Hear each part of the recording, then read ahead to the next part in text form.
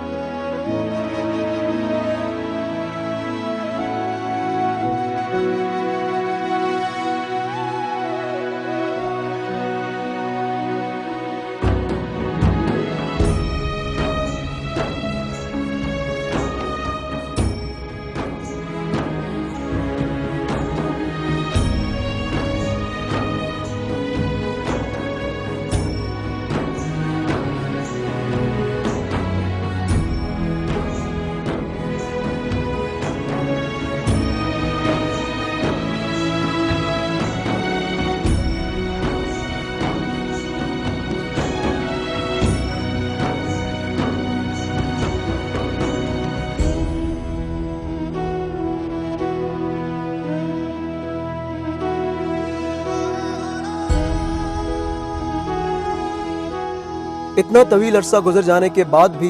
इस अम्र से मुतालिका इदारों की चश्म पोशी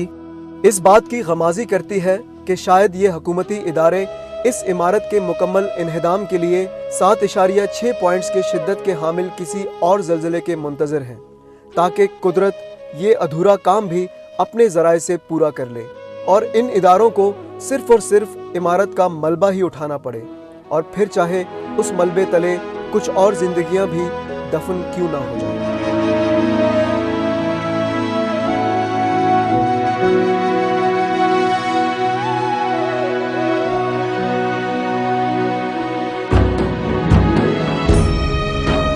खुदा न ख्वास्ता अगर ऐसा होता है तो हमें इन शहदा परवर इदारों पर इतना एतमाद ज़रूर है कि इमारत के बाहर शहदा की याद में दूसरा कतबा नस्ब करने में किसी किस्म की ताख़ीर नहीं की जाएगी।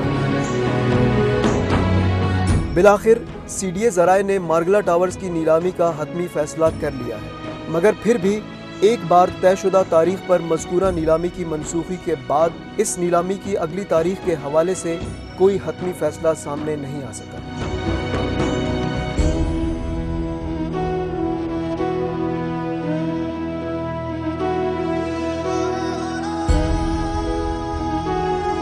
मार्गला टावर्स की नीलामी इस अंधोनाक हादसे में CDA के मजमूई किरदार और इसके मुस्तकबिल के हवाले से हतमी फैसलों के अमल दरामद में गैर ज़रूरी ताख़ीर के बारे में जानने के लिए जब CDA के पब्लिक रिलेशन डिपार्टमेंट से रब्ता किया गया तो DGPR ने यह कहकर सारा चैप्टर क्लोज़ करते हुए रब्ता मुनक़ता कर दिया कि ये मामला अब तक अदालत में ज़ेर बहस है और जब तक अदालती फ़ैसले सामने नहीं आ जाते इस हवाले से कुछ भी कहना नामुमकिन है। फिर उनसे दोबारा रब्ता कायम करने की कोशिश की गई ताकि ये पूछा जा सके कि अगर ये मामला अभी तक अदालत में ज़ेर समात है तो फिर इस इमारत की नीलामी के लिए अदालत के हतमी फ़ैसले का इंतज़ार क्यों नहीं किया गया। मगर हमेशा की तरह इस बार भी हमारी ये कोशिश कामयाब नहीं हो सकी। इस इमारत में हादसे का शिकार होने वालों को इंसाफ दिलाना तो अदालतों की जिम्मेदारी है, ताहम मार्गला टावर्स की मौजूदा सूरत हाल को अपनी आंखों से देखने के बाद कोई भी जी शऊर यही कहेगा कि इस इमारत के बचे हुए हिस्से का इस हालत में खड़ा रहना किसी भी वक्त एक और हादसे को जन्म देने का सबब बन सकता है।